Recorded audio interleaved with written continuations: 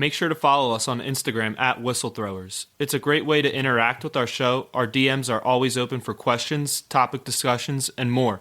You will be able to find our new episodes and other announcements there. That he was going to see family in Ohio, and then just completely betrayed his family in Ohio.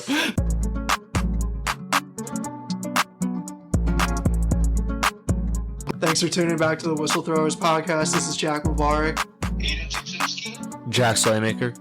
And we got a lot of topics to cover right now, but this is being recorded on Thursday night as the game is going on, and Tua just went down with what looks like a major head/spinal injury. To me, I'm just wondering how he was able to be cleared for tonight, and I think it's fuck up on the Miami Dolphins organization because this could end his career or severely alter his career, and they did that just to go 4-0, and it makes no sense to me. Yeah, I completely agree, and like we were saying before we went on air, what has the NFL learned about CTE, after players' careers, and, you're seeing so many guys, unfortunately, taking their own lives and stuff with the CTE issue, and the NFL just willing to throw these guys out there like they're gladiators, and this is a Roman Coliseum. But it's really not, and the fact of the matter is, in high school sports, if you were stumbling the way Tua was on Sunday afternoon in Miami, you'd be out at least a week from that day. After that week, you have to go through maybe a couple more days of procedure for you to be cleared for even practicing. So the fact that high schools take better care of their athletes than an NFL organization says a lot about a lot of people, Don't want to call out names or anything, but that's just my thoughts on that. Someone's got to pay for the medical staff on that team. Yeah, someone's got to pay. Like you were saying, if this ends to his career, like he's still on a rookie contract right now, and he hasn't made a fraction of what he could make in the future. And if him playing this game ends that, I mean, wow, just destroyed lives. I mean, it leaves you speechless. You feel horrible for him, and obviously his health comes first. But there's going to be a lot of years for him after he eventually recovers from this, because it looks like he will. He has movement in his all of his extremities, so it looks like he's going to be okay. We don't know about NFL football, okay, but in terms of him just living and being functional, he is okay in that sense. But yeah, I mean, just could be missing out on a lot of money, which is super sad for him. Yeah, and it's really just a BS move by the Dolphins, knowing that this guy, even if it wasn't a concussion, which to me it clearly was, but they were saying it was a neck injury, even that's scary enough that you can just not risk it at all. The fact that they did, the fact that it just took a legal hit on him to take him out of the game shows that he was not anywhere close to being healthy enough to be in this game. I just don't understand the move by the Dolphins. The fact that the NFL also didn't do an investigation on the Dolphins, the fact that, and here's the whole thing about the NFL that still irritates me. You can do a full-out investigation on Tom Brady for the deflation of footballs in a playoff game, suspend him for 4 games. The whole trial went on for like 8 months. Before you suspend him twice, he was able to overturn it. But you can't even look to make sure that your player's healthy enough to stay in the game. Like, what are you doing here? I completely agree with you. It makes no sense, and just terrible look on the NFL. Horrible. Yeah, we hope him the best, but on a lighter note, we're going to cover the previous week of the NFL, week 3, and there were a lot of big performers, guys that didn't step up, and a lot of big games. Where do you guys want to start this week? It's easy to start Eagles. Yeah, I was going to say maybe we should start in the hometown. I mean, dude, my notes, they're legit. I mean, just the look of their team. I know they haven't played necessarily any amazing opponents or anything yet, but the fact is, great teams destroy bad teams, and the Eagles are destroying bad teams. The Lions are a good team. They're going to win some games this year. They're going to finish middle of the pack, but they're definitely not a rollover like the Washington Commanders are. And even though the score was 24-8, that was a lot further than the score would tell, you know what I'm saying? So the Eagles destroyed the Washington Commanders. And then the Vikings just beat the Lions, and the Eagles destroyed the Vikings. So that's a good team that the Eagles laid the wood on. I mean, Jalen Hurts is balling. 22 for 35, 340 yards, 3 touchdowns, pass rating of 123.5. I mean, these are numbers that when you were going into the season, Eagles fans were saying, that's a little too optimistic. That's a little too unrealistic was a word that was thrown around a little bit. And he's going out there and proving it. I mean, this shows that when you have those intangibles like a great work ethic, great leadership that you see every single week when the Eagles are posting hype videos from Jalen Hurts giving a speech in the locker room. These things matter. And Jalen Hurts put in the work. He got close with his teammates. Obviously, A.J. Brown coming in and one of his best friends. And Devontae Smith being his college teammate. He's gotten close with Dallas Goedert and Miles Sanders, who were here before he got here. It just goes to show that everything Jalen Hurts put in is coming back to him, you know? And, like, I mean, what an easy guy to root for. Just an amazing personality, and you just love to see him succeeding, you know? And that it's good karma for him, you know? And then his weapons were going crazy this weekend, too. Devontae Smith looks like a number one, a superstar wide receiver in the making. And we all know what A.J. Brown is. And, I mean, could we even say enough about the defense? 9 sacks. I mean, really? That was just a washover game. I mean, Washington's O-line was horrendous. Wentz ran in. Yeah, definitely. Those sacks, so it yeah, was... and, like, that's definitely true. But another thing is the Eagles' coverage was outstanding this weekend. I mean, if you watch, like, guys like Fran Duffy breakdown film, he does like an Eagles pregame and postgame thing. I'm not sure who it's with, but if you look him up on Twitter, he does breakdowns of that, and he does it really well. And he shows like how just the Eagles coverage that weekend against some great weapons on Washington. You're talking about Terry McLaurin, who's unquestionably top 15. Curtis Samuel's a great player. Guys like that. The Eagles. I believe he was on the waiver wire. I know, right? Yeah, I saw that too. Did you pick him up? No, Toby did. Yeah, okay. I really fucked up too because I wanted this running back, and I put him in priority, and I meant to switch it. Then I didn't, but I ended up getting the running back, but not Curtis, and now I'm really regretting it. Yeah, because he's a starter. Yeah, he's a good player. Teams. Yeah, he's a good player. Mm-hmm. And the Eagles just clamped them up. Yeah, and yeah, that was just I mean, Washington must have been ripping their hair out this week watching film. That was just a bad performance by them.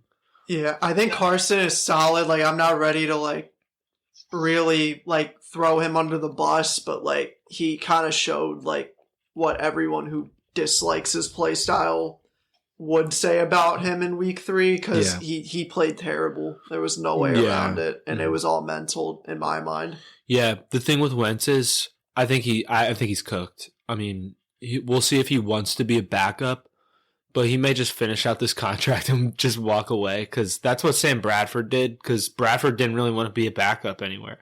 And I feel like Wentz is going down that road because of his personality. You know? Like, who is he going to mentor? Seriously. No one. Yeah, no, I totally agree with that, because he wasn't... That was part of the issue where the Eagles never kept him, is that he didn't want to be a mentor for Hurts. Yep. So when he got benched, I mean, he literally checked out. Yeah. Like, there was a lot of conversations that Wentz was not happy in the locker room, that he wasn't really being the leader that the Eagles needed him to be, especially when you're going through that period of transition where you're losing, what was it? They went 4-11-1 that year? Yeah. His last year with Philly. So you need a guy to step up and at least ride out the ship, knowing that he's probably not going to stay. And he didn't really do that. The other thing about Wentz, and Jack, you brought up his play style, he just holds on the ball too long. And what he also does is when he stares down his first read, and the moment it's not there, he'll pump fake the ball and then look for a second option. Yep. He is extending the amount of time that it can take for a defense to get on him. If there's nothing open, he doesn't have an out, and he will never throw the ball out of bounds. Mm-hmm. And that's something that the Eagles definitely knew going into this game, is how Wentz plays. And that's partially why they were able to get 9 sacks. Because, yeah, Washington's offensive line's bad, but it was not this bad in any of the 2 previous games. Yeah. Yes, Eagles' defensive line is much better than some of the other teams, but I mean, the Lions' defensive line is pretty good too, and they didn't make Wentz look like this at all. Like, right. They won, but the Commanders still put up like 27 points. Yeah, No, you're definitely right about that. And you're right to say that the Commanders' offensive line, actually, you could say they held their own a little bit. I mean, they lost a lot of one-on-ones. Hargrave ate that one guard, the right guard. I'm not sure what his name is, but Hargrave ate him twice on that one drive. He didn't get the sack on the one, but then he got the sack on the other. Cox ate. I mean, dude, a lot of guys. Davis on. I'm pretty sure that was the first play, right? When he batted down that ball. He got way close to Wentz. I mean, he destroyed that guy 1v1. I think that was the left guard. But to your point, there also were sacks where Wentz tried to make something out of nothing and ended up screwing his team a lot of yards. And in the one case, the Brandon Graham strip sack. Yeah. So, yeah, you're definitely right. I mean, just get out of the pocket and throw the ball out of bounds. Yeah, and he's ever since he tore that ACL, he's afraid, and the back injury as well, I'm sure, is a factor. But he's just afraid to get out of the pocket. Yeah. And you brought up Sam Darnold. That's kind of what he looks like. Mm-hmm. When Darnold Sam Bradford. Yeah. When Bradford got all those injuries, he turned into a completely different player. Always afraid to get out of the pocket. You knew he was just going to stand there. And if he got enough time to cover everyone, you're going to get a sack. And Wentz is turning into that player, and you just can't win. I mean, you'll be fine if you're playing a team with a bad defensive line, but the moment you play a team like the Eagles, you're not going to have a quarterback reliable enough to be able to extend plays out of the pocket or even get out of the pocket to get the ball out of bounds. Yeah. And next we could transition into the Miami Dolphins and Buffalo Bills game. And I don't think anyone expected Miami to win. That was kind of their coming out party in my eyes. Yeah, that definitely put them on the map. Like, they're a great team. And Buffalo, they kind of screwed themselves that game a little bit. The coaching was not great. The play calling in crucial situations was poor. And honestly, that's going to come back to bite them. You know what I'm saying? And Buffalo was a lot of people's pick to win the Super Bowl, but they showed that they're vulnerable that game in Miami. Because Miami didn't even really play that well, or as well as Miami could play. You know what I'm saying? They are missing a lot of guys on the defense. True. The Bills, just going quickly through the guys that are still hurt for the Bills, you've got Dawson Knox, who's your starting tight end. Gabe Davis, who's one of your more reliable wide receivers, and Ed Oliver, who's a beast defensive tackle. So those are three key pieces right there that you're already missing. And they've got a much more injuries, which will factor in close games when you don't have the amount of substitutions you want. Yep. So, I mean, I get why people were very hyped on the Dolphins after this win and why people were surprised the Bills lost. But I also think, one, the Dolphins are a lot better than people thought they were going to be. Yeah. And two, the Bills have a lot of injuries that they need to figure out. And once these guys get healthy, they'll be fine. And I have no worries about the Bills. Yeah, and they shot themselves in the foot that game. Yeah, exactly. And it's better to make those mistakes in week 3 than, week 17 or 18. And also, I mean, when you look at who the Bills play, like, you're playing the Titans, who are just not a good football team anymore. Yeah. And you're coming off a Monday night win where you scored 41 points, and you think you're the top of the world because everyone's picked you to win the Super Bowl, if not probably the AFC first, maybe a Super Bowl pick. But you're expected to be very, very good, and now you're playing your first really hard team. You're going to have a bit of a fallback, and unfortunately in the NFL, it's not like college where you can have a down game and still win. That doesn't typically happen in the NFL. Yeah. You're right. Because the gap is, so small. And, I mean, Miami's not far off of Buffalo at all, obviously. You know what I'm saying? And they proved that. Mm-hmm. I think they lost to a great team. On the road. I mean, you guys are right. I mean, it's nothing to panic about, but I do have concerns with their coaching. That's all I'm going to say. I think if they went into Buffalo, though, they were going to get smoked. In the cold. True. Not now, but, if they went in the cold. Honestly, I hear you. I don't know about smoked. Miami can play with anyone, anywhere, I think. Because, Tyreek is really great at getting open. He's an amazing route runner, and he's just so deceptive with his speed. And it's one thing to be fast. You know what I'm saying? There are a lot of guys who can run fast. Obviously, John Ross, the third, he ran the fastest 40 time, I'm pretty sure, or he was damn close to it. But he's really fast. But he doesn't have a change of speed like Tyreek Hill does. Is he in the NFL anymore, even? Honestly, I don't know. He was with the Giants last year. I don't know if he's back. Might be practice squad. But the difference between Tyreek and all other just speed players in the NFL is Tyreek is amazing at changing his direction and changing speeds. Like, he slows down, speeds up, and you never know what he's going to do. You never know which way he's going to go. But the problem with some speed guys is, like, they can only run straight really fast, which is great when you're in the open field, but, like, you need the ball to be in the open field. So, like, it's tough to create for some guys like that. But Tyreek he can create for himself. You know what I mean? Yeah. So that's why I think Miami can compete with anyone, anywhere. Mm-hmm.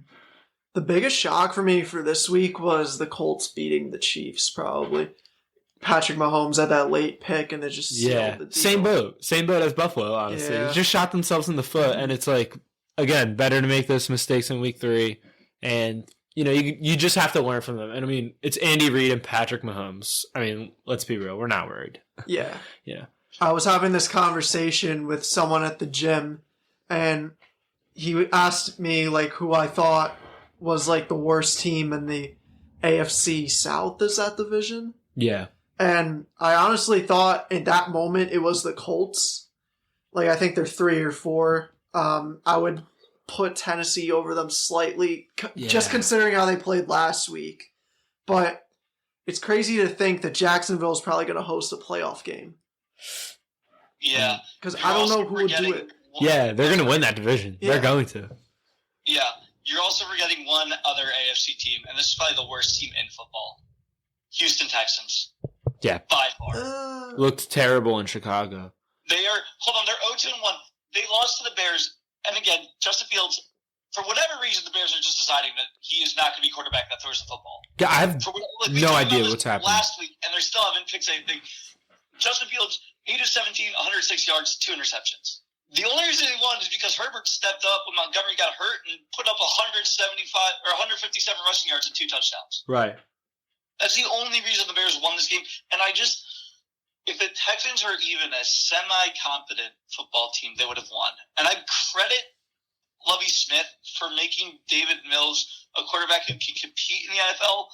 But, I mean, they're just an untalented roster.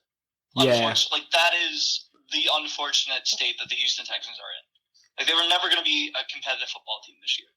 Yeah, I agree with you. And, like, Davis Mills reminds me a lot of Nick Foles, like young Nick Foles, way back in 2013. He threw for 27 touchdowns and 2 interceptions. And even in 2012, which was his rookie year, he showed some flashes. And then he took off in 2013. And then he went into 2014. He looked okay. He wasn't great. He wasn't what he was in 2013. And then he ended up breaking his collarbone. He never really returned after that. Obviously, the Eagles traded him to St. Louis. He fumbled there and didn't really make anything, and then went to KC and didn't get any footing there either. And then we all know. It reminds me of that with Davis Mills because he had obviously not a 27 touchdown, 2 interception rookie year, but he played really well. And he showed flashes of being at least a quality starting NFL quarterback. But yeah, I agree with you, Aiden. This year, he's just regressed. And you hate to see that, You would hope that he would take maybe a small step forward or at least remain the same. But yeah, I mean, you just kind of see regression from him. I like him. I hope that he can find his footing back, though. Yeah, I mean, the thing is, he was never expected. I don't think the Texans were expecting him to be a franchise quarterback because they drafted him pretty late. I think it was like, 4th, 5th round? Yeah, I think 4th. Something like that. So, I mean, obviously one quarterback that comes to my mind that was drafted that late that's turned out pretty well is Dak. But that's like the very rare exception. Yeah. Yeah, I agree with you. And like, I think that he's just building like a backup journeyman kind of career for himself, which is good. It's good for him. And honestly, I'm glad that he's getting these opportunities with the Texans. But I just wish it was a different team just to see what he could do. Because, I mean, you just go through this roster, and there's just nobody there that's... I mean, you brought Brandon Cooks back, and you have Rex Burkhardt, who has been in the league now, it feels like, 20 years. Those are your best 2 options. Phillips Dorsett, maybe. Like, there's just nobody on this roster that, like, sticks out to me as, like, a big-time playmaker. Yeah, nah, I agree with you, and that's kind of sad, honestly. I feel bad for him. What'd you think about the 49ers and Broncos game? Oh, my God. I mean, if you liked it, it was a great defensive game, but other than that, it was terribly ugly. Or if you like watching punts.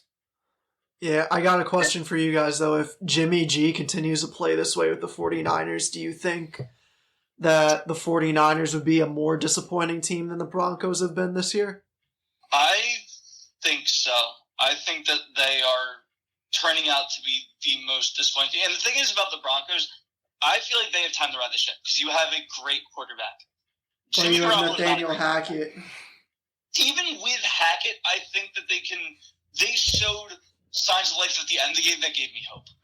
That last drive was exactly what you need to do consistently. I don't know if the Broncos can do it, but they have the playmakers to do it, and you've got the quarterback to do it.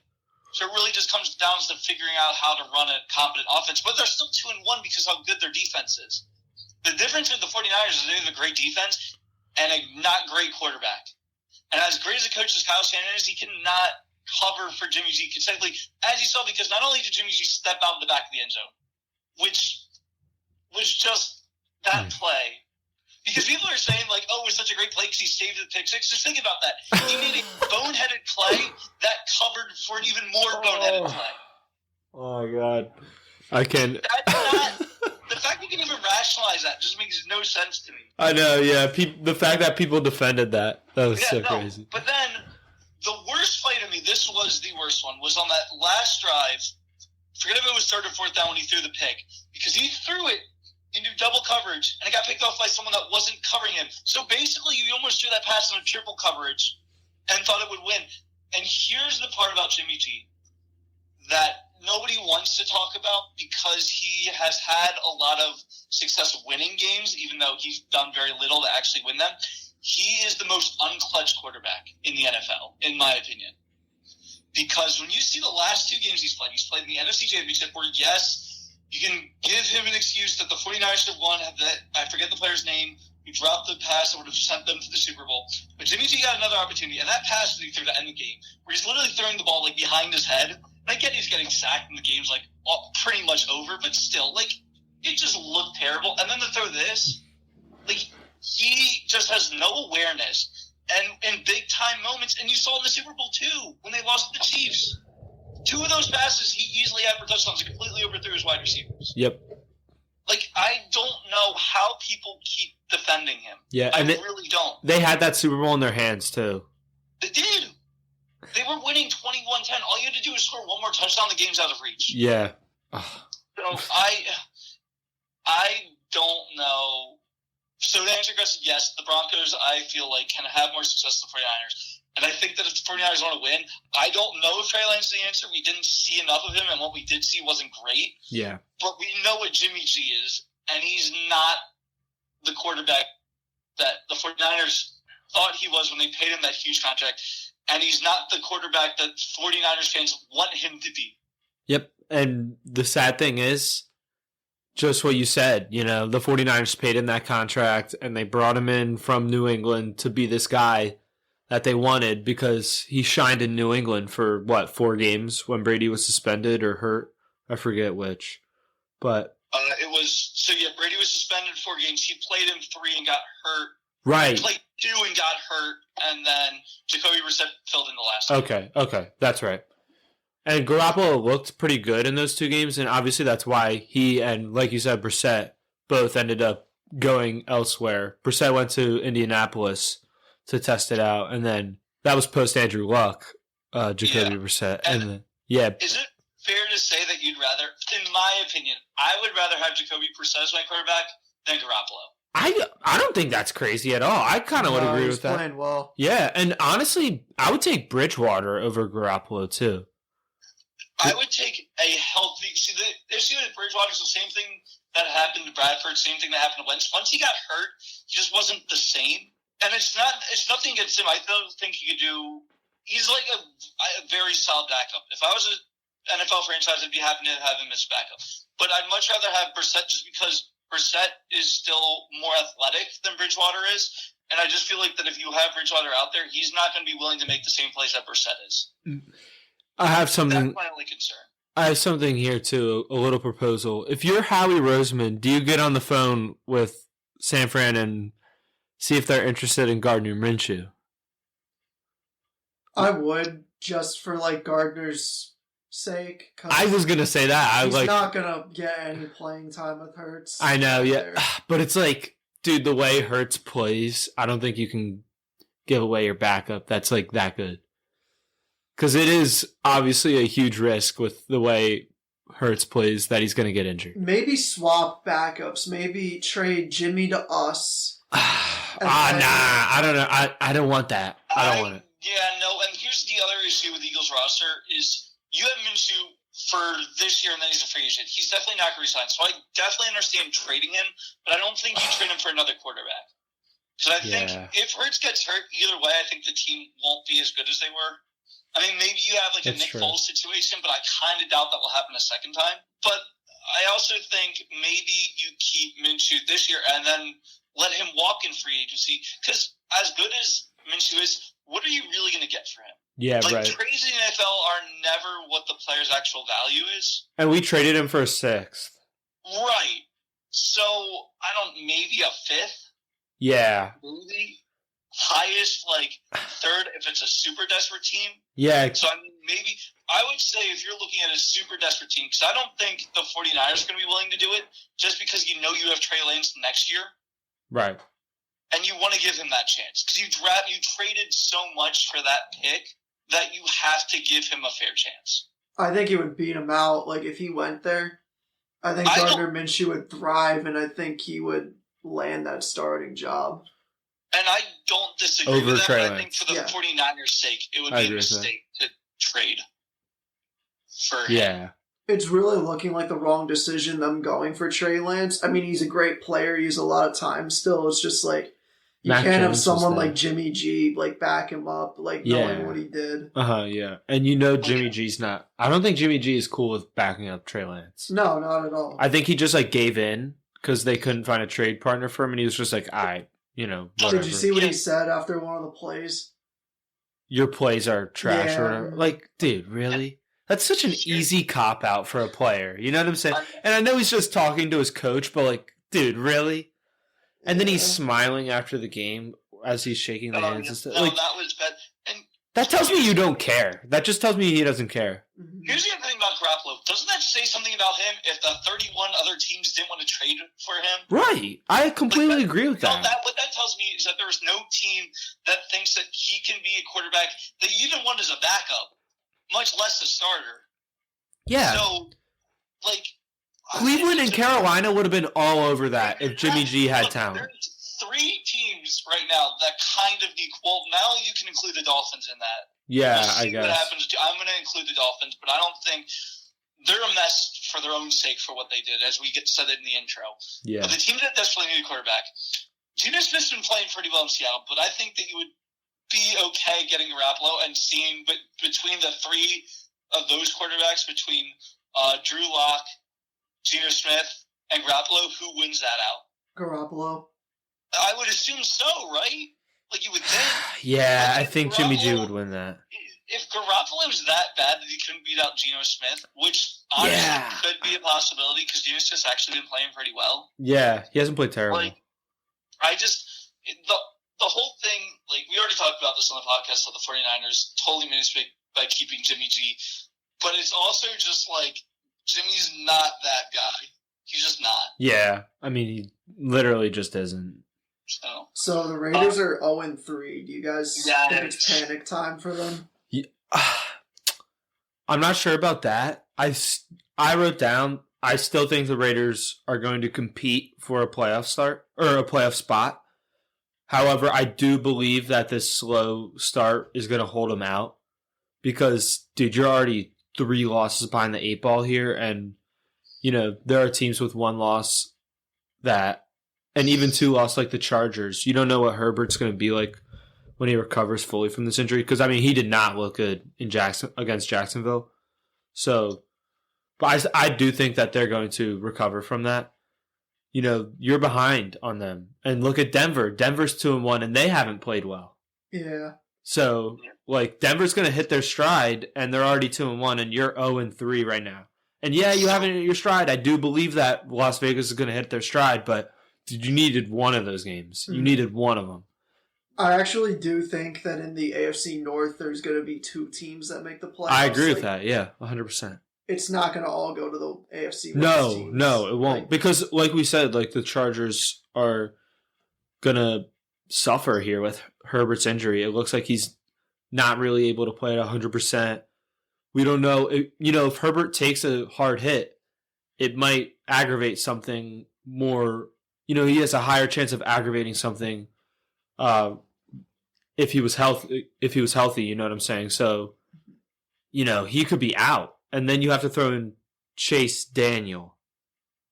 No. You're screwed. No. You're screwed because their weapons aren't even that good. It's like Mike Williams is a good player, but Keenan Allen is in and out of the lineup. Who's their tight end? I don't even know. Yeah. What's his name? I'm trying to think. Hold on. William Grant something. Gerald Everett is kind of their starter. Oh, Everett, yeah. Yeah. He's okay. Yeah. No, they got... I didn't realize this. They got Richard Rodgers on their... Yeah, I saw that they took him off our practice squad, right? Yeah. And they also took John Hightower off our practice squad. Interesting. Yeah. Only Eagles fans will know that name. Yeah. Oh, yeah. But no, I mean, you go through... Yeah, you guys brought up Mike Williams, brought up Keenan Allen, like DeAndre Carter, Jason Moore. Those are kind of your other guys. But that's basically... I mean, and Gerald Everett's like fine, like you said, Jack, but not what you'd expect. But so you're basically relying on your top two options, and one of them's been hurt. Yeah. And you do have Eckler, but it's tough. On him a little bit, but not. Yeah. And Slater's out for the year, too, now. We didn't even mention that. That's a huge blow. Because he's a great player. And now you have to... Oh, my gosh. Who's their backup? I'm going to look up his name, but he did not play well. I think he let up... In his first 9 snaps, I think he let up 8 QB pressures. Yeah. So the other thing I want to throw out, do you guys know who the Raiders' next 2 games is against? Tough teams, probably. No, it's the Broncos and the Chiefs. So kind of tough, but also in your division. yeah. So really tough. So you've got to win. I would say if they want to make the playoffs, you got to win one of those. I would say you should win 2 if you want to feel comfortable. Yeah. Just starting 1-4 is never great. But if you Right. lose 3 divisional games in the first 5 weeks, You're done. I don't know many. I know that it's like 16% of teams that start out 0-3 make the playoffs. That was before they expanded the playoffs to 17 games. So I don't know how much has changed in the last year, 2 years, 1 year. So last year they put in 17 for the first time. So I don't know if it's going to change because they add an extra game. But I do know you start out 0-5. There's basically no way you make the playoffs. They're going to be screwed for the limited. tiebreakers, too, if they keep losing Right. the division. Yeah, right. And, yeah, I mean, I'm just looking at their schedule here. It doesn't get easier. No, it doesn't. I mean, the Texans is a layup, but you have to go on the road to New Orleans. And then you have to play at Jacksonville. Yep. You're not like, and here's the funny thing about Jacksonville.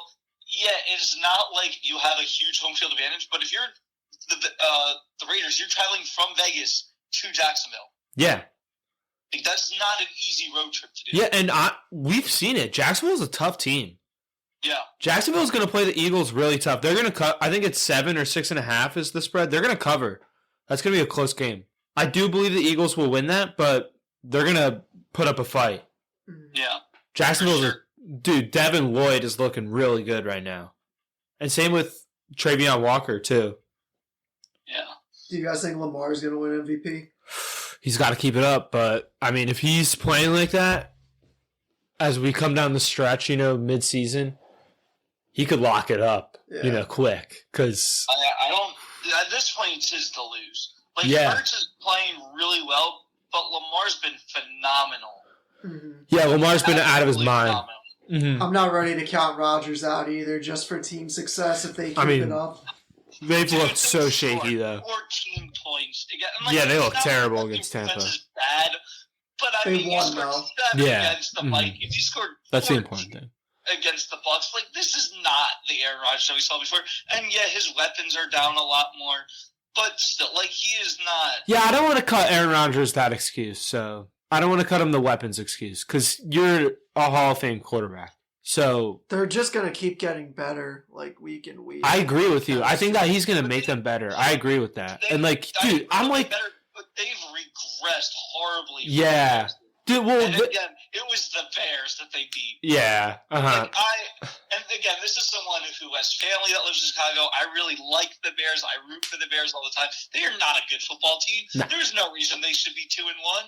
No, there's no, and they won't be anywhere close to. They're not. No, this is a very fluke start. If they finish, I mean, maybe they have the 2020 season where they finished like 8 and I think it was 8 and 8, made the playoffs.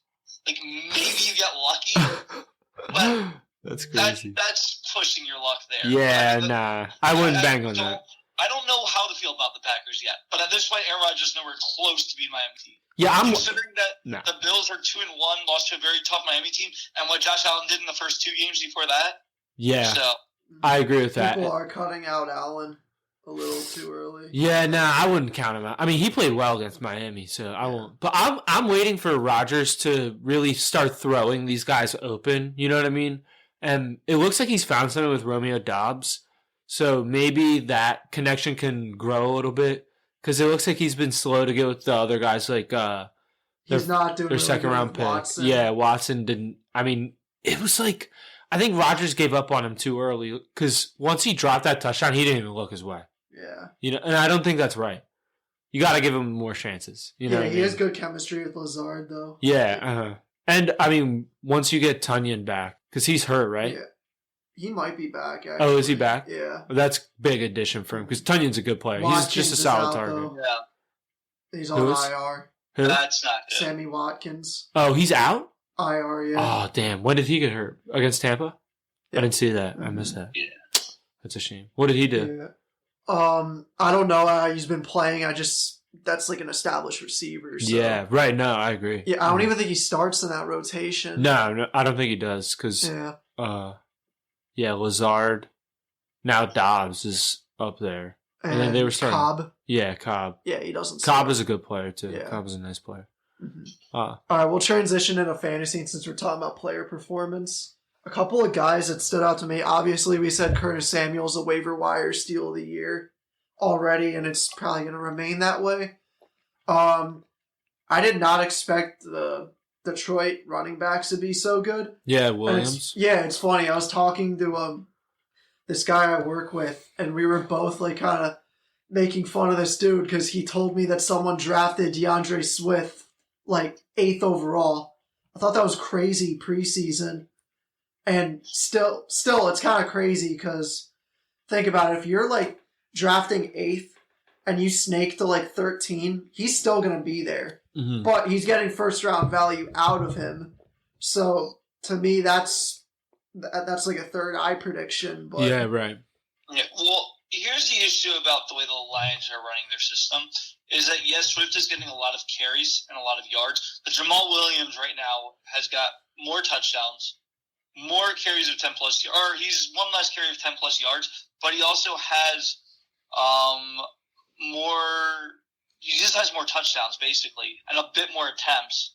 Mm-hmm. So, yes, Swift's average is crazy high, 8.6, which is just ridiculous, even through just 3 weeks. Yeah. But I'm worried about, at least fantasy reasons, the one touchdown compared to 4 for Williams really scares me. Yeah, it reminds me of like a Chubb and Kareem Hunt situation where like Kareem Hunt was getting more of the goal line stuff, so which is what you want out of the running back. Like you want him to get the goal line carries because those are the easy touchdowns.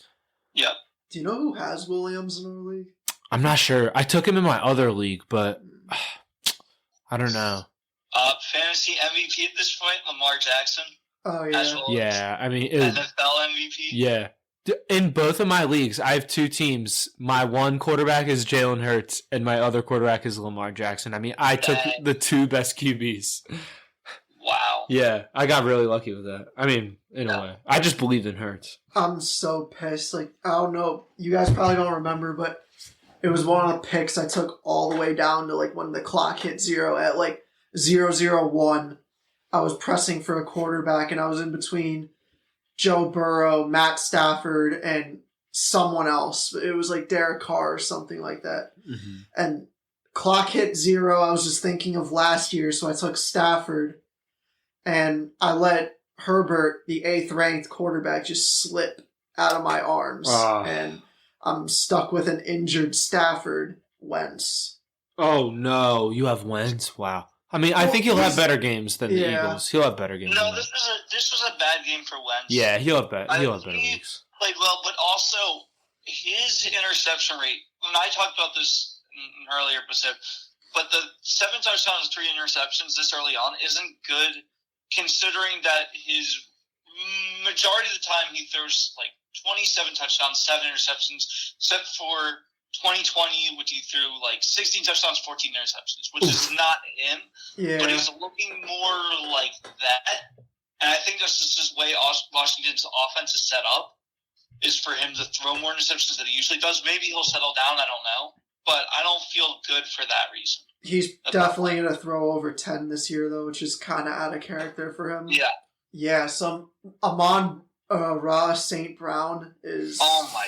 Wow. He's been awesome. Yeah, he's been tearing it up. And I took DJ Chark in my other league, too, who's been on my bench for the last couple of weeks. But, I mean, I'm thinking about inserting him into the flex because he's been playing pretty well, too. I mean, it just goes to show what a good offensive line can do for an NFL offense.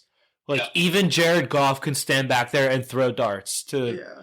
You know, he just lets Amon-Ra and Chark run with the ball. And then Hawkinson is just a safety blanket. Like, they're a really solid team. Mm-hmm. They're a really solid team. Like, the defense is bad, but the offense is really good. They are one bad decision away from being 2-1. Yeah. Mm-hmm. I think this is your time to talk about Christian Kirk, Aiden.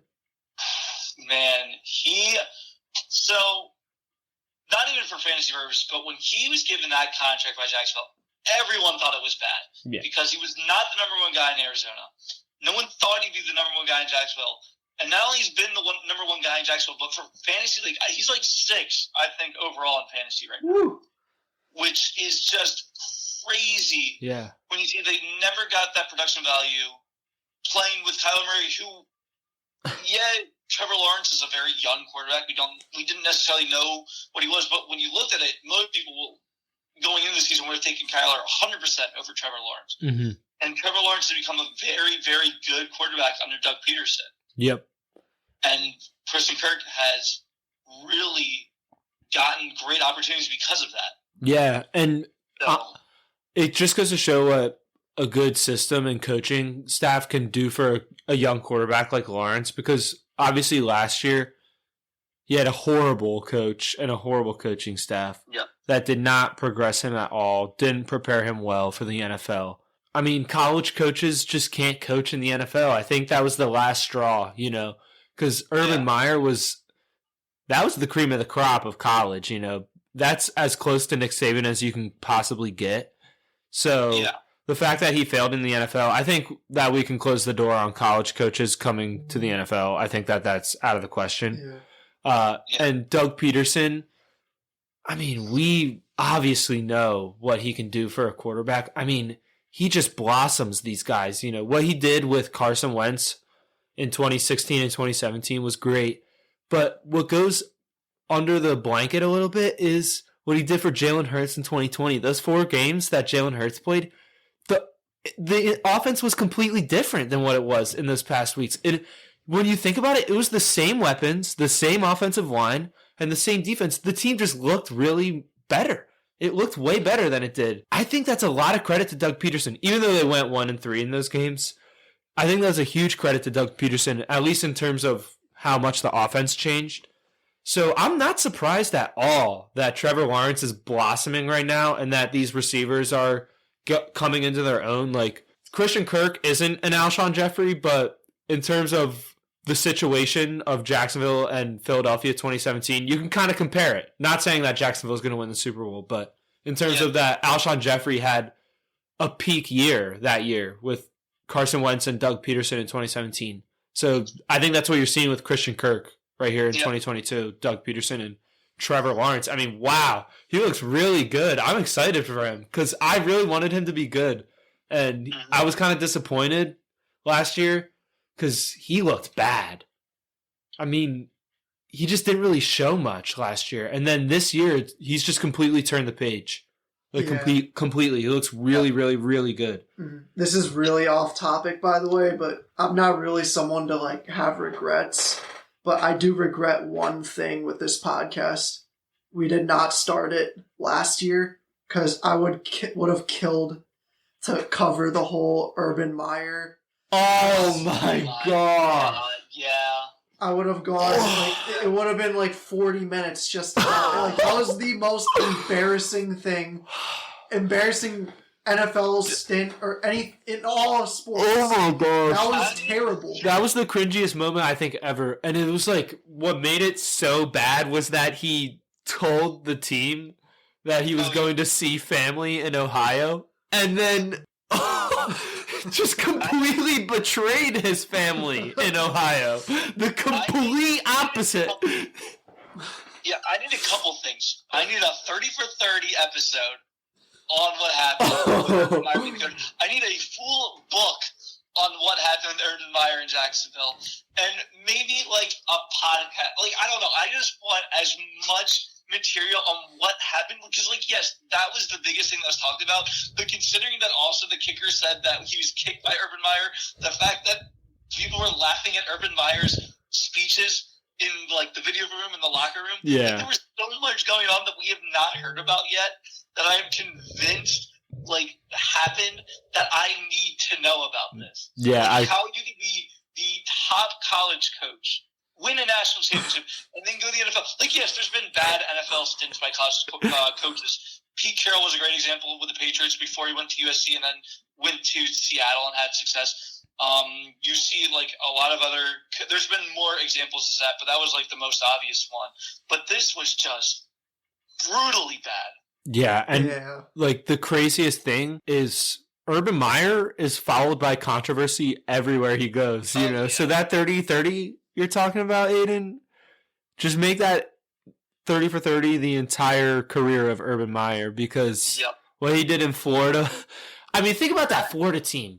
Urban Meyer, Tim Tebow, Aaron Hernandez, Riley Cooper. I'm missing a couple. You're missing, I've seen so many stuff about the people on that team, and there's just so many that you do forget. Yeah. But yeah, those are the biggest names. Yeah, and that's the whole thing about Urban, especially as a college coach. He always brought in questionable people because he felt that success would cover it up, and it did up to a point. Yeah. The point was when you get to the NFL and you start coaching poorly, people are going to start to remember all the stuff that was covered up when you won. 100%. And it's going to come back to bite you. And I think that was part of it, is that people started remembering the past because this was not the Urban Meyer of the past. Yeah, it's like you can only... I don't even know how to describe it, but this was not an Urban Meyer that anyone recognized at all. Yeah, I agree. And it's like you can only sweep enough stuff under the rug before a bump starts to form. Right. And it's like... That's what Urban Meyer did everywhere. Is like he swept so much stuff under the rug in Florida, and then when someone's noticed it, Urban Meyer left. And then same thing at Ohio State, you know. He swept all that stuff under the rug with his coordinator and his wife, which he knew about and stuff. And then when someone noticed that huge bump in the rug, he left again. So, I mean, that guy is... it's safe to say he's a certified scumbag. I mean, let's be real. Let's just put it as blank as we can. Transitioning into baseball really quick. Yes. The playoffs are really coming up. And there's really a lot of the teams are in, but you guys can focus on the AL. But I know the NL, it's Brewers and the Phillies. Yeah. And big news to report in that race. The Miami Marlins, thanks to a top of the eighth, 2-out grand slam by Avisail Garcia, the former Brewer. The Marlins beat the Brewers tonight 4-2. No way. And the Phillies now have a half-game lead going into Washington. They need these 4 because going to Houston, you do not want to have to win many games there. Yeah.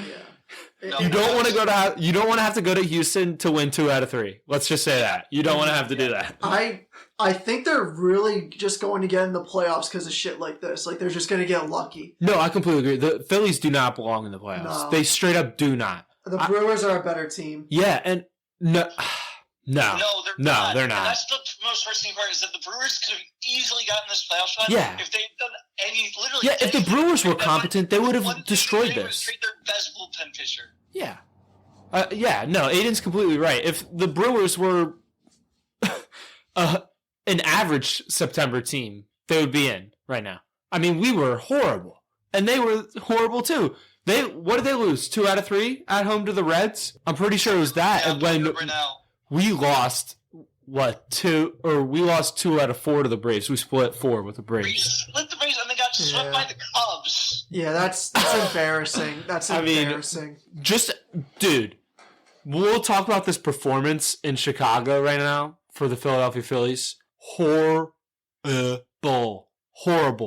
That was just an absolute embarrassment to everything that is right in Philadelphia. I mean, that was just terrible. 3 runs that entire series.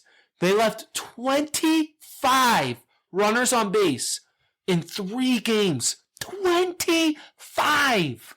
That's unheard of. You cannot hit with runners on base. This is the thing with this team. They were built on power. And you have 4 designated hitters in your lineup because Bryce Harper can't play the field right now. You have 4 designated hitters in your lineup. This team was built terribly. And yeah, they have talent, but no one can hit with runners on base. It's like these guys are home run or nothing. No one wants to just choke up and get a base hit here and there. No one wants to do that. And yeah, these guys can work at bats sometimes. But more often than not, they're just making weak contact in early counts. So when they're trying to jump on fastballs early, they're rolling over on it or popping it up into the shallow infield. It's like there's no discipline on this team, and there's no accountability on this team. I mean, I'll talk about this today. I'm not sure what the inning was, but Nick Maton is up, and Gene Segura is on first base. And basically, it was a 2-ball count. I think it was 2-2. Or no, it was 2-1, I'm sorry. It was 2-1. And the Chicago scoreboard said 3-1. So they screwed up accidentally, but it's just the scoreboard. Who cares, you know? But unfortunately, the Phillies players, Nick Maton and Gene Segura, were relying on the scoreboard for the count instead of paying attention to the game happening on the field. So they didn't know the count. Gene Segura ran thinking that there were 3 balls. He tried to steal second, got thrown out. Nick Maton took the strike because he thought that there was 3 balls. No, now it's 2-2, and then he swings at a ball that's out of the zone, and he strikes out. And he gets back to the dugout, and he tells Rob Thompson that he thought there were 3 balls. And Rob Thompson says, "Why do you think that there was 3 balls?" And Nick Maton says, "I looked at the scoreboard." And Nick Maton still jogs back out on the field next inning. Gene Segura still jogs back out on the field the next inning. If this was Charlie Manuel's team, both of those guys would have been. You're done. Jimmy Rollins was 15 minutes late to a batting practice, and he was benched. The amount of times that Jimmy Rollins got benched for this small, there was. He won the MVP. He won the MVP, and Charlie Manuel had the balls to bench him. There's no accountability in this clubhouse. There's none. The thing about Rob, as much as people like Rob Thompson because he's helped the Phillies win, this is what I wanted to see. When the Phillies are actually struggling, what's going to change between what happened with Gabe Kapler and what happened with Joe Girardi? And I've seen no change between the 3 of them at all. You could rotate in whoever it is, and I would not know who the manager, would not know the difference. Yeah, I completely agree. Because there's no difference between any of these teams in September. Yeah. There really isn't. I think I was listening to 94.1, the post-game show.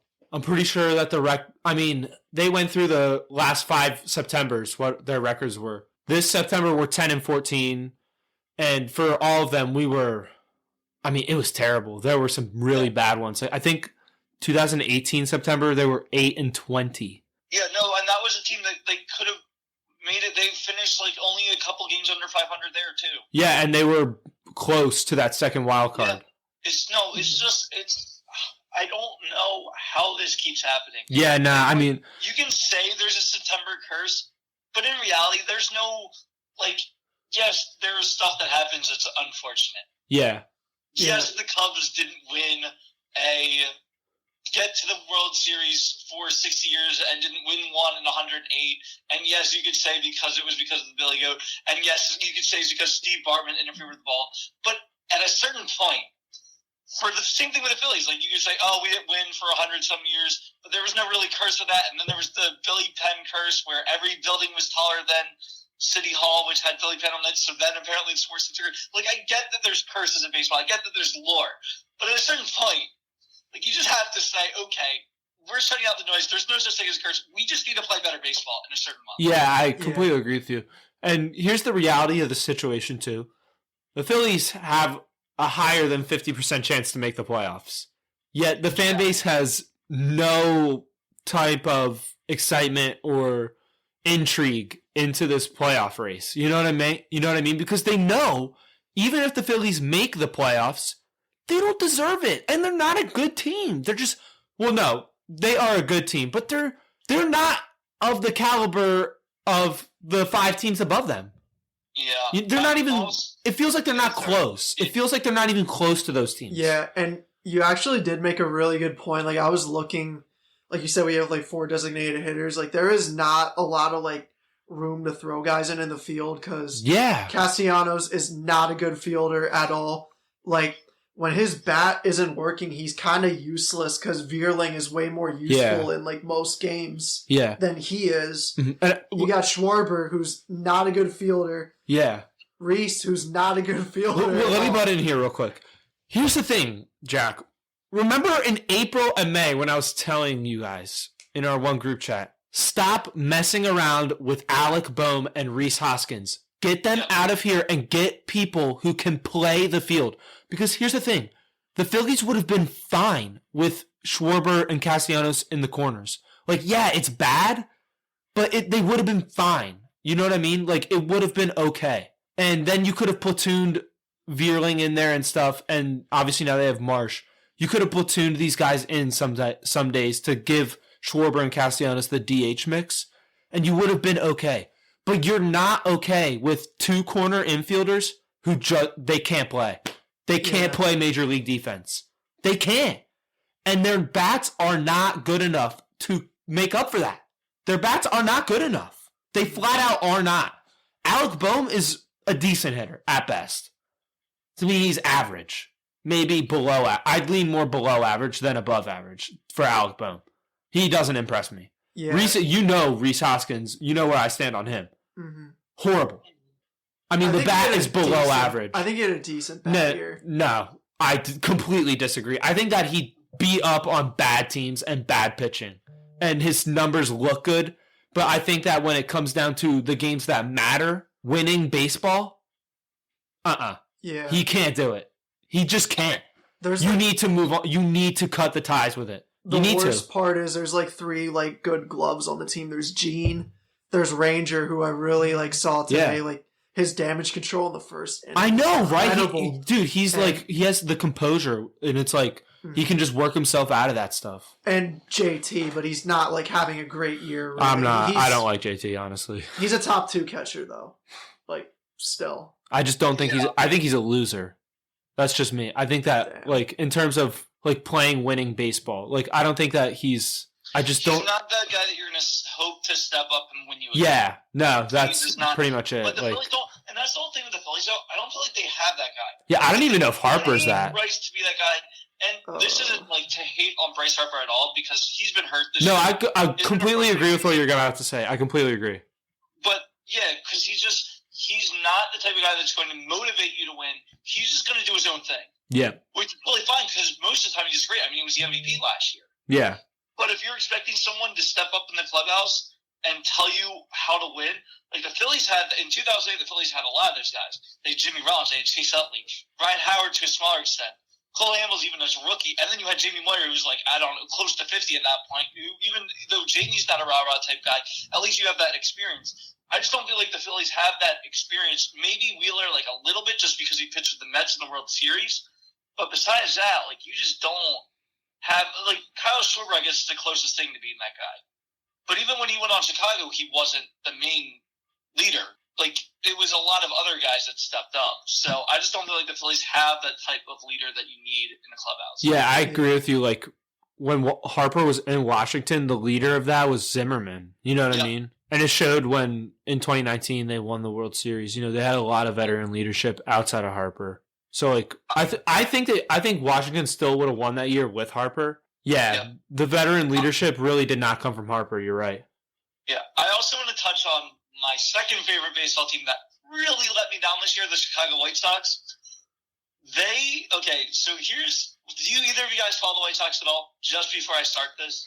Yeah, I've been following them this year. What a disappointment. They went into a series against the Cleveland Guardians, 4 games down on September 20th. They were 76-71 going into this game. They lost in 10 innings, 10-7. They then lost the next 7 games and were eliminated from the playoffs. They were 4 games out and then lost 8 in a row. I get that Tony La Russa is now out for the season, and hopefully he's okay. But I don't think he was a great manager to go into the season anyway. No. I think that they could have gone with someone else. And Tony obviously has a great career, but even last year at the White Sox, he didn't really do enough in the postseason to tell me that it would be okay with him this year. But just to lose that many games in a row with the talent that is supposed to be on this team.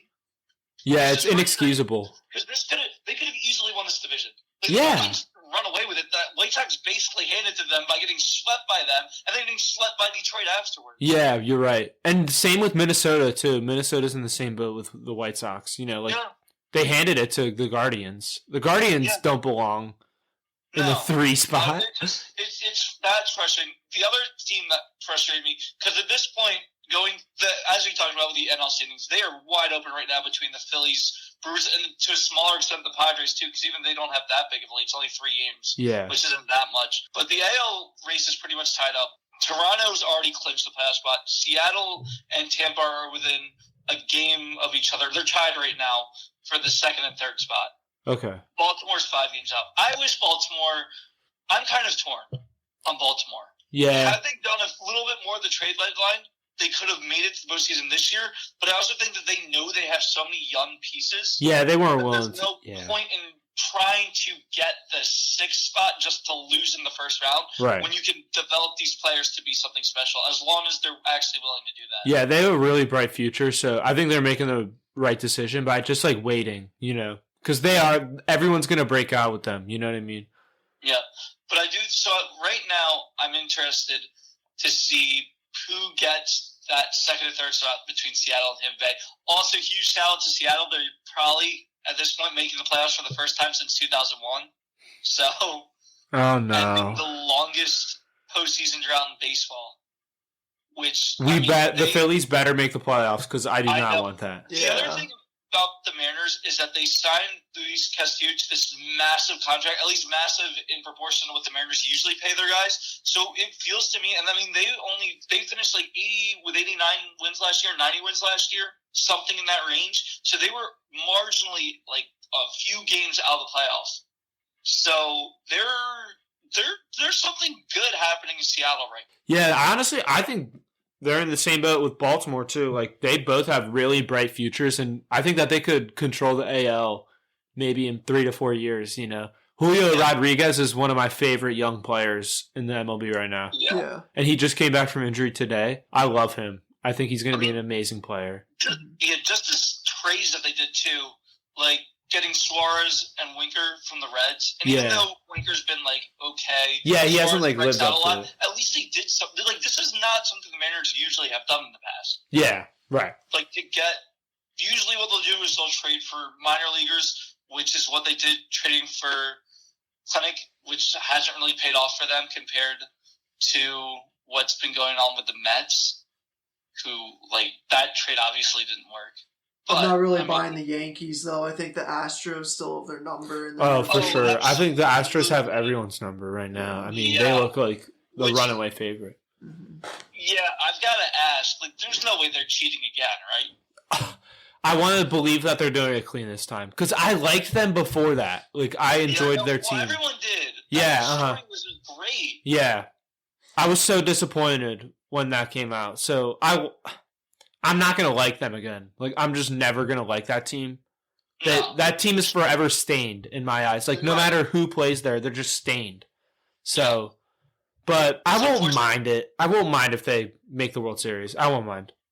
What I learned from this show is baseball, everyone cheats. So yeah, I agree with that. Like, and everyone's just like looking for advantages within the rule books. You know what I mean? Like, that's the difference. It's like people are always trying to study coaches and study pitchers and batters' movements and things to try and pick up on things. But that's like a legal way of doing it, you know? Right. And the other thing, too, even when it comes to steroids, which I'm totally against, I don't think Bonds should ever be in the Hall of Fame. Anyone that took steroids shouldn't be, even if they weren't found guilty like Bonds. It was pretty obvious. But when you look at the Astros, they are the first team that we know of that cheated to win a World Series. It wasn't cheating to win money, get more money. It wasn't cheating to win accolades. It was cheating to win the World Series. Yeah. And that's where the line is totally crossed. Yeah, and like to your point also, the Red Sox and Yankees also cheated, and like it just gets swept under because they didn't win the World Series. You know what I mean? And the Red Sox did that. That's the funny thing in 2018. Yeah, right. While cheating. But those ones are a bit stranger because the way the Yankees did, yes, the Yankees cheated, but what the Astros did was something totally different. And this isn't to bypass anything the Yankees or Red Sox did. They don't have any place to talk at all as far as I'm concerned. But what the Astros did was a bit more advanced. Yeah, right. And also the fact that it was just a weird system. If anyone out there is listening, another podcast that I've been listening to recently is The Edge about the Astros cheating scandal. It is awesome. Oh, it is really, really good. I highly recommend listening to it. But it's just crazy what they did. Yeah, it was so intricate, and like I understand for like some people want to defend Altuve saying that he didn't like use the cheating and stuff, but like I can't. I just like it's yeah, I don't buy it either. First of all, and second of all, even if you didn't do it, even if you didn't participate in the cheating, you knew about it and you didn't say anything to anyone about it. Like that just rubs me the wrong way. If you were a leader on that team, you had to know what was going on. Right, and like you either would have put a stop to it and said like, no, we're not doing this. You can end it, or you would have told someone higher up in the MLB about it. Like it, so like there's no, I don't cut him any slack either way, you know. No, the most interesting thing to me, and this isn't really talked about a lot, Verlander was on that team. Verlander's obviously a Hall of Famer because of what he did. He didn't directly go with it because he's a pitcher. This was all hitting. But do you think that it hurts Verlander's career because he was part of it? And even if he didn't directly know, there had to be whispers in the clubhouse, right? I mean, personally, I kind of relate it to Tom Brady. Like, people, like, have, like, a really high, like, pedestal for him, even, like, with cheating scandals with the Patriots, like, multiple times. But, like, I haven't heard anyone bring that up with Tom Brady in years at this point. Yeah, so no, you're right. I think it's going to be the same case. To be fair, I mean, like, the deflating the balls was definitely Tom Brady, but the recording practices and stuff wasn't him. Yeah. So, like, to be fair to him. Yeah. I mean, but that should be brought up with Bill Belichick, which it doesn't, you know. It doesn't. You're lucky I don't use that in Aaron Rodgers debates. Nah, come on. Dude, you know his team is cheating, too. Yeah. All right, we're going to do one quick segment for the NBA. We're just going to do, like, really early random predictions. I'll start. I think Luka Doncic is going to win MVP this year. Okay. Oh, I like that one. And I think Russell Westbrook will touch 20 points per game. Mm-hmm. Okay. I'll make my Homer Sixer predictions. I think this is the year for Embiid to finally break through and win it. Like, we keep saying it. We said it in 2021. We said it last year.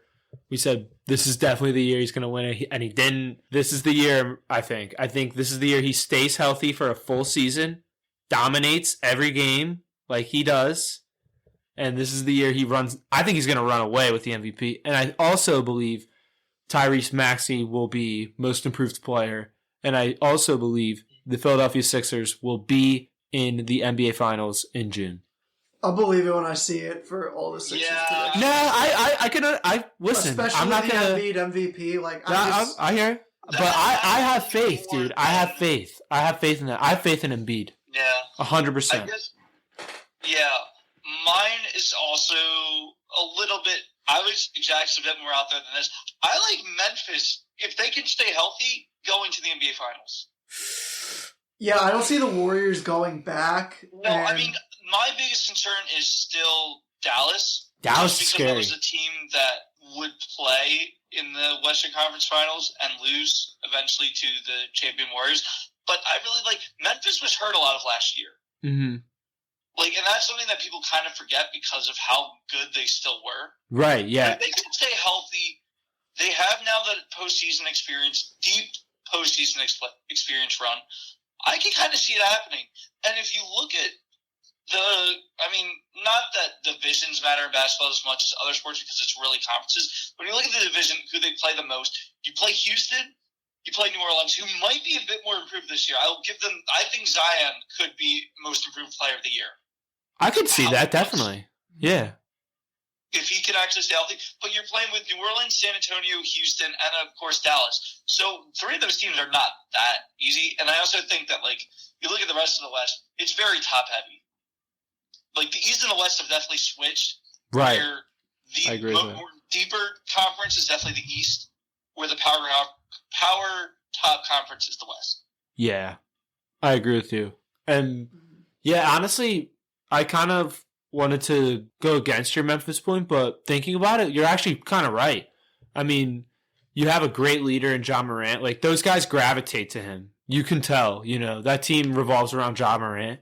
Steven Adams is a great veteran leader. You got some good pieces there. Dylan Brooks, Don't forget the Clippers, though. Yeah, don't forget LA Clippers, and also don't forget Phoenix Suns. I don't think we can count out the Suns yet. Yeah. I know they had a terrible showing in that Game 7. See, that's the whole thing. There's these other teams that could pop out of, not necessarily nowhere, but the Clippers definitely had a disappointing year. Phoenix had a down year. Yep. So, but I feel like at this point we're at a point where if you have a younger team that can stay healthy, you have a better chance than before where it feels almost like the era of super teams is over in a way.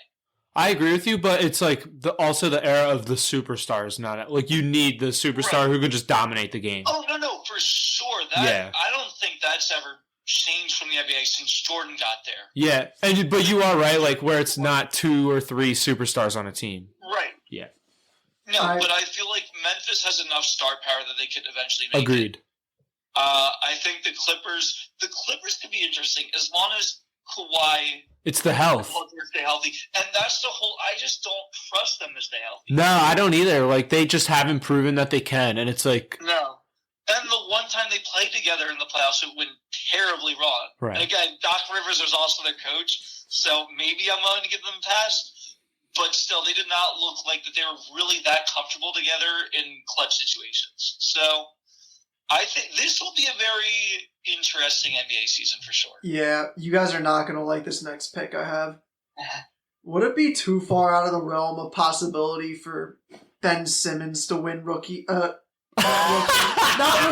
most improved player of the year? Nah. No, I don't think so. Because his defense is still really good. Even if he scores, I don't know. I don't think improved and Ben Simmons fit in the same sentence, to be honest. No, it doesn't, but also it does make sense because even if he does, he didn't play at all last year. Yeah. Yeah. Even if he puts up the stats he was putting up last year with the Sixers. That's so true. And here's the other thing, too. What could possibly happen is, do you really trust Kyrie to play a full season? Do you trust Durant to stay healthy at the point in his career for a full season? So there's going to be stretches where they rely on Simmons more often with these guys off the court. And as you saw with Simmons last year, when he put up those 40 points against Phoenix when Embiid was hurt, he could potentially do that for Brooklyn. There's a thing with Kyrie. I think he will play a lot this year because I think the Kevin Durant trade request kind of really woke him up. So he has a reason to play this year because he's stuck there for how long is his contract? I think he has 3 or 4 more years left. Yeah, he has a reason to play now because it's going to be miserable if it's just him and Ben. Yeah, and is he even? If the same thing happens in Brooklyn that happened in Philly, is he going to get another contract? Kyrie? No, Simmons. I'm saying Simmons. Oh no, Simmons won't. Kyrie will though. Yeah, no, Kyrie will. Because Simmons doesn't have the talent that Kyrie does, because you'll just put up with the stuff that Kyrie does because he's just an incredible player on the court, and if he's healthy, you have a top 10 player in the NBA. Yeah. But Ben Simmons, You're going to put up all these antics for what? You know what I mean? No one's going to put up with it. Ben better not fuck this situation up because he's somehow in a better situation than he was. 2 words. He will. Yeah, he's like, it's just crazy. He's in a better situation than he was in Philly, like right now. I completely disagree. I mean, he had everything in Philadelphia. He had it all in the palm of his hands. Well, I say it through the perspective, he's getting way more autonomy in Brooklyn. He's going to be the small 5. All right, that's fair. Yeah. He has everything he ever wanted, and if he messes it up, I just don't think it's going to work, to be honest. I think Ben Simmons on centers is going to be a mismatch. Yeah, this is. It depends who. Miles Turner, mismatch. Valanciunas bodies him. Steven Adams bodies him. Vucevic bodies him. Embiid kills him. Jokic bodies him. Yeah. Giannis bodies him. Okay, this is another random prediction, but I think Ben and Joel are gonna fight when they play each other. Woo! I want to see it too. I want to. I want to see it so bad. Okay, I like that prediction. Yeah. I'm in love with that one. I think That's they're gonna fight. one. Like seriously, I think Embiid is gonna like make a point to just make him look like a jackass. Like a little cat fight, you know? Yeah. Okay. I want to see a fist. I want to see fist. I want Embiid suspended. Embiid suspended because then I know he will have. He would have put it all into it. I was disappointed last Embiid fight. They were 2 300-pound guys. Wait, which one? Cat? Yeah, trying to bring each other down. I mean, it's like in the NBA and kind of the NFL too. It's like they just wrestle when they fight, and it's just like it ends up just being a huge scrum, because you can't throw hands, you just can't. All right, you guys got anything else? Nah, I mean, I think I'm good with you guys. One thing I'll add quickly, college football wise, I'm rooting for Kansas hard now. Them and James Madison. I'm hoping that they can be undefeated at the end of the season. I don't think it's going to happen. But 2 surprising. Kansas is surprising just because they haven't been 4-0 since 2009. And James Madison is just surprising because of where they're at coming from FCS to FBS. So rooting for those 2 teams. Quickly before we end. Not Nebraska? Definitely not Nebraska. I'll add a quick college football point too. Don't sleep on Penn State for the Big Ten title. Don't sleep on it. I'm kind of buying in on this team right now. They look different on offense. This is the aerial attack is what does it for me. It looks a lot different. Clifford actually looks good. I got to give credit where it's due. All right, that'll do it for this week. We're going to have a special guest next week. Yeah, that's it for today. Peace.